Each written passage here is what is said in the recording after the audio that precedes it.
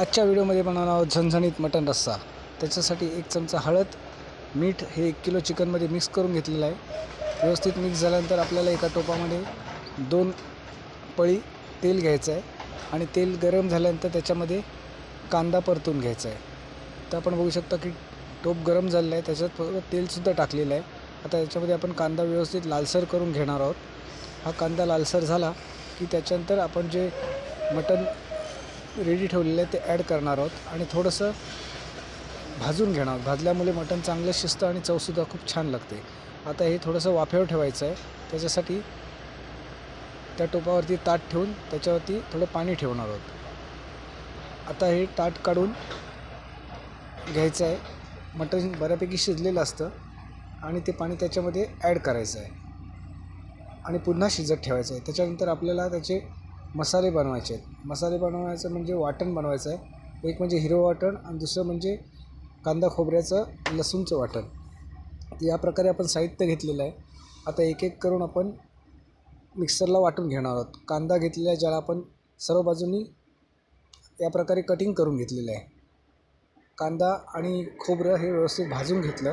आता पहिलं आपण हिरवं वाटण करून घेणार आहोत। कोथिंबीर, लसूण, आल्याचे पीस हे सर्व वाटून हिरवं वाटण करणार आहोत। त्याच्यानंतर आपण आपलं कांद्याचं आणि भाजलेल्या खोबऱ्याचं वाटण करणार आहोत। या प्रकारे आपण मिक्सरला लावून ते सुद्धा तयार करून घेतलेलं आहे।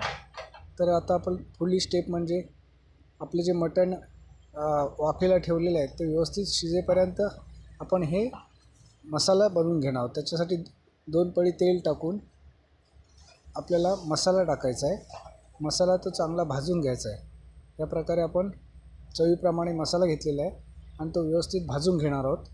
व्यवस्थित भाजून घेतल्यानंतर आपण जे काही वाटण बनवलं आहे हिरवं वाटण ते सुद्धा त्यात टाकायचं आहे। ते सुद्धा व्यवस्थित शिजवून घ्यायचं आहे। त्याच्यानंतर आपलं सुकं वाटण म्हणजे खोबरं आणि कांद्याचं जे आपण वाटण केलं आहे ते सुद्धा त्याच्यामध्ये टाकायचं आहे आणि ते सुद्धा व्यवस्थित भाजून घ्यायचं आहे।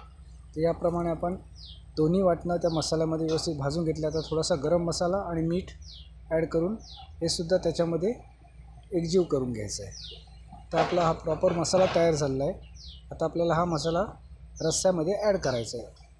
तर मटणाच्या टोपावरचं ताट काढून घेतलं आहे, त्याच्यामध्ये पुन्हा ते ताटातलं पाणी ॲड करून हा मसाला एक एक करून त्याच्यामध्ये मिक्स करणार आहोत। हा मसाला ॲड केल्यामुळे रस्सा आपला खूप झणझणीत होणार आहे। मटण तर खूप शिजलेलं आहे ऑलरेडी। आता या मसाल्यामुळे त्याला कलरसुद्धा येईल आणि चवसुद्धा खूप टेस्टी लागते। तर तुम्हीसुद्धा याप्रमाणे घरगुती मटण बनवून पहा। नमस्कार। थोडी कोथिंबीर ॲड करून घ्या।